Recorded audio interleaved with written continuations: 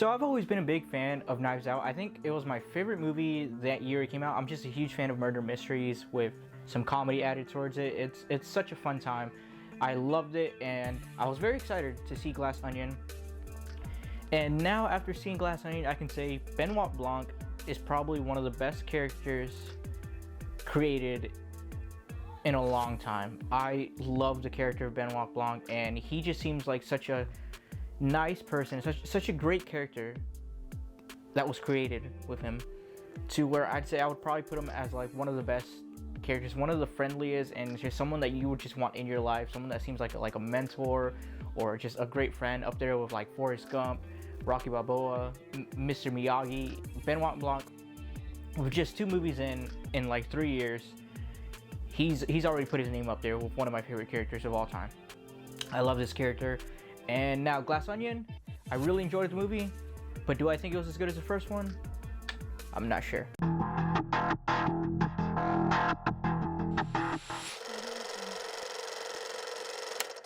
So yeah, Glass Onion, it's another murder mystery by Rian Johnson, and I really like Rian Johnson. I think he's directed some really good movies. And Knives Out, again, my favorite movie of 2019, and that's with Avengers Endgame, so keep that in mind.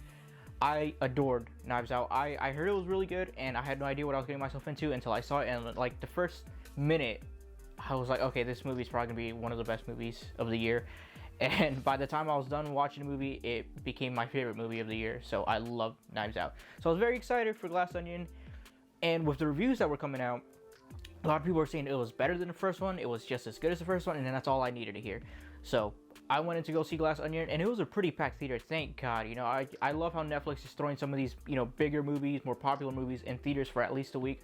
Hopefully, they do it more than a week so more people can go out and see it and give it more time to like gain more money. But yeah, Netflix, just keep doing that. Keep putting movies out so we could watch them in theaters, because it was a packed theater. I'm so excited to say that it was a packed theater. When I walked in there, I could not believe how many people were actually sitting there, knowing that they could watch it like a month later on Netflix. As long as they have a subscription. So, it just goes to show people still want to go to the theaters to watch movies, and Glass Onion deserves to be watched in theaters. I think it might be out by the time I put this review out, but hopefully if you get a chance, please go see Glass Onion. And you actually don't need to see Knives Out to see Glass Onion. It's a sequel, but it's almost like it's its own story. You're really following Benoit Blanc. He's going on his own mysteries and his own adventures, and they don't really tie to one another. You don't need to watch the first one to know who Benoit Blanc is. I think this movie does a really good job at reintroducing you to Benoit Blanc and just how good he is as a detective. And yeah, you don't need to watch the first one. You can actually watch the second one first and then go back and watch the first one. They really don't have any connections. It's just Benoit Blanc. It's just James Bond, really, just going on different adventures. So yeah, if you haven't seen the first one and you're worried like, oh, I gotta see the first one first before I go see this one, no, you can watch this one and you're not worried about missing anything. Now, to Glass Onion. The cast and crew, amazing, great characters, a very beautiful, diverse, coming from all parts of like entertainment. So good job on that, Rian Johnson. You make some great characters. Now, what I gotta say, I'm not trying to compare it to the first one as much, but I would say I think the characters, for as goofy as these murder mysteries are, because they do have a very like goofy approach to them, as goofy as these murder mysteries are, I think the first one, with all the side characters besides the main protagonist and Benoit Blanc, I think he did a better job on the first movie at making them seem real and grounded, while they were still a bit over the top and just out of place. They still felt like real people who you can actually meet in the real world. Like, they're assholes. Pretty much every character, there's like a few characters in both movies that are generally good people, and everybody else is just like an exaggerated asshole. But in the first movie, I felt like these people could actually be real. These people can actually be actual assholes, and just I can see them walking around.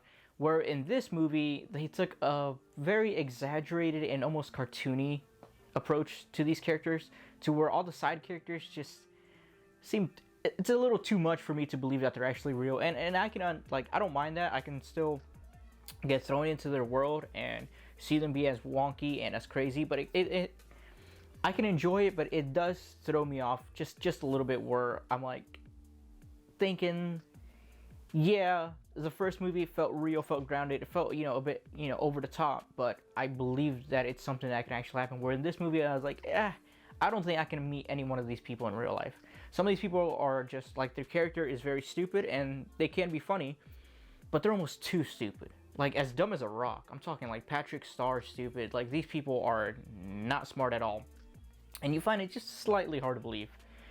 But, besides that, the characters were fun and entertaining. Now, the murder mystery itself doesn't really get going until about an hour into the movie.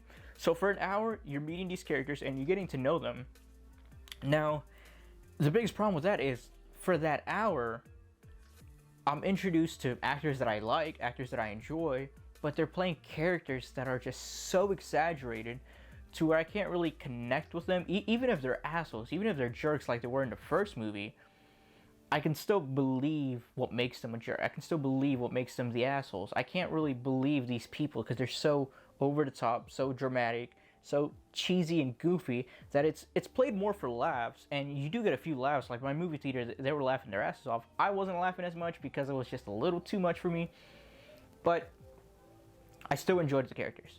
I would definitely say I still enjoyed the characters. So once that first hour comes and you're really getting to know these characters, I was kind of thinking ahead. I was like, okay, when is this murder mystery coming? I'm getting to know these characters, and I'm happy that I am, but they're not exactly the characters I was hoping they would be, to where I can relate to them and I can enjoy them.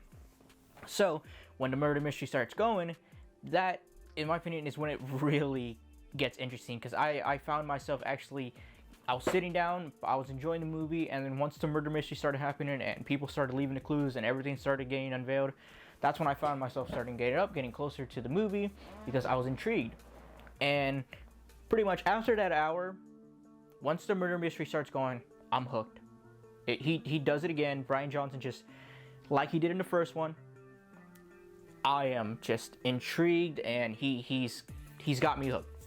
I'm not going anywhere. Every second I'm paying attention to every detail because I'm trying to solve the mystery. I'm trying to see if I can solve it before the movie solves it for me. And they do a damn good job. He nailed it just like he did in the first one. And from that first hour on, I'm having a blast. I'm getting to know these characters even more. I'm getting to know who's really who they say they are. I'm getting to really realize that these people, yes, they're cartoon characters. They are a bunch of assholes, but there's more to them, and it's fun peeling the layers to the glass onion. And this movie, I definitely want to rewatch it.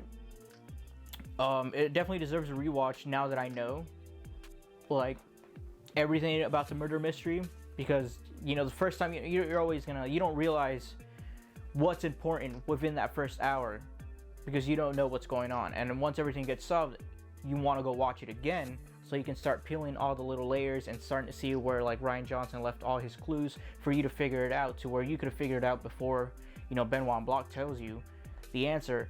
And then it just feels cool. So when you rewatch it, I'm gonna be able to pick out some things, see some little notes that Rian Johnson was leaving, more stuff I can enjoy. It definitely has rewatch value, so I definitely want to rewatch it again.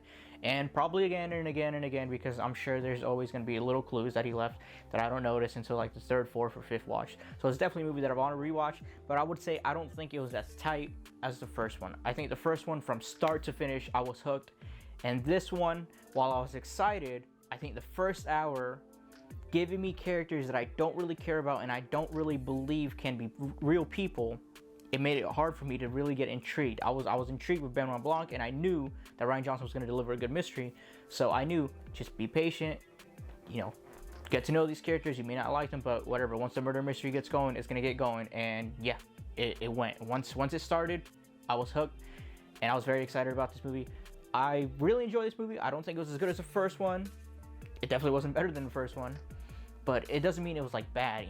Like I say, the first one was way up here, and I think the second one is more over here. So it's not that far away from each other. It's not like it was a big drop or anything like that. It's not like I hated the second one. It was just not as good.